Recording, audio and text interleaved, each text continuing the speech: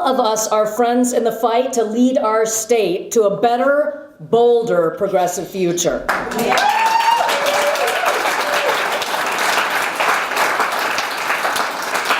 Now, whether you're new to movement politics or perhaps you've been fighting for change for decades, every single person in this room recognizes the importance of movement politics and its role in changing the conversation, both in our electoral system and in our government. The bright spot in our country's history has always been when everyday people come together to demand what is just and insist on what is deserved. Because real progressive change doesn't come from the top. No. It does not come from listening to wise men who tell us we should be compromising with the political establishment. And it doesn't come from settling for half measures or incrementalism. It comes from people like all of you here tonight, tirelessly fighting for truth and equality in the face of adversity. All of you here, who the political elites want to diminish and dismiss as rabble-rousers. Ever heard that name called? Recognize that? Radicals. People being ignored by political insiders who think that they know more, that they know what's best for us. Well, guess what? We have history on our side. Think about it. Abolition was a radical idea. Women voting? Radical. An 8-hour workday? Preposterous. Legal rights for workers, unions in this country? Dangerous people. Civil rights and LGBTQ rights? Too much too soon, we've heard them say. All of these monumental leaps forward in the long road to justice weren't handed down by politicians. Were they? They weren't. They were fought and they were won by people sitting in this room, and they were fought and won on the streets, at marches, at rallies, and on the picket lines. Because you and I know that real, tangible change only comes from the bottom up and never from the top down. You know, I made the decision to run for governor because I was sick and tired of watching Iowans getting beat up. So we formed a campaign that wasn't going to be about me. It was going to be about the issues. It was going to be a movement politics campaign because we saw Iowans working 2 and 3 jobs, and they still couldn't get ahead. And yet none of the candidates were talking about a $15 minimum wage.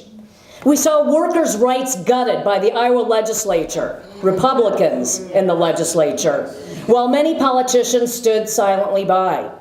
We saw Iowa's land and water being polluted by corporate agribusiness, and yet no politician was willing to stand up to the powerful Farm Bureau and the big ag corporations. We saw Iowans getting sick and staying sick because they couldn't access health care. And what about the disastrous privatization of Medicaid? That ain't right.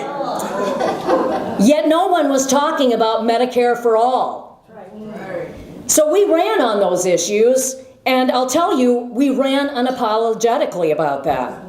And we formed a broad coalition of community and environmental activists, social and economic justice leaders, and progressive organizations like Iowa Citizens for Community Improvement, thank you, and the Progressive Change Campaign Committee. And we ran an issues-based campaign. We knew it wasn't going to be easy, and we also knew we wouldn't make a lot of friends in the political class, which is true.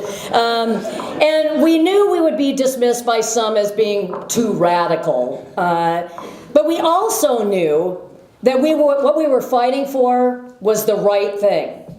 And we knew that we had an opportunity to change the narrative, to change the debate, and force candidates and elected officials stop mincing words, stop playing political games, and take a stand.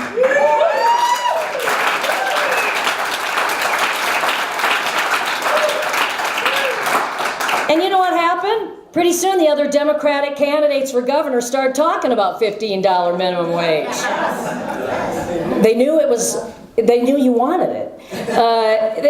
They started talking about restoring collective bargaining rights for public workers. They started talking about clean water and universal health care. You know, our campaign may not have come out on top, but throughout the campaign, I ended every speech with the idea, and Jan said it, a bold progressive future is not a race to be won, it is a movement to be built.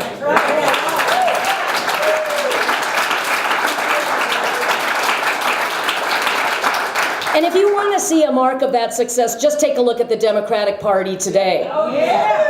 Or look at the 2020 presidential candidates that are making their way through our state right now. Most of those candidates right here, right now, when they're in our state, are campaigning as progressives.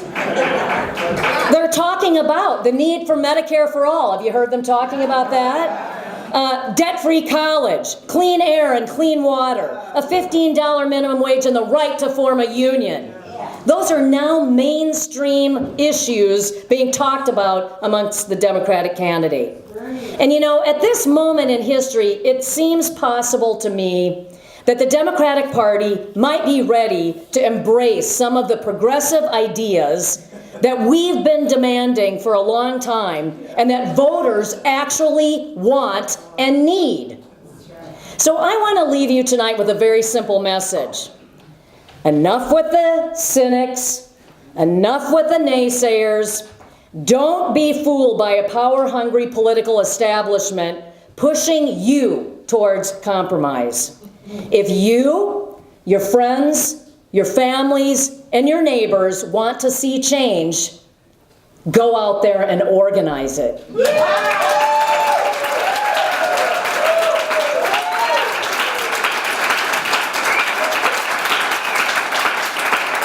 Get out there and demand it, because that's what it takes. Everyday people coming together to fight for change and not apologizing for it. That, my friends, is movement politics, and that's how we will take back our state, our country, and our democracy. Yes. Ladies and gentlemen, sisters and brothers, I'm ready. Stand up if you're ready too. Stand up. Are you ready?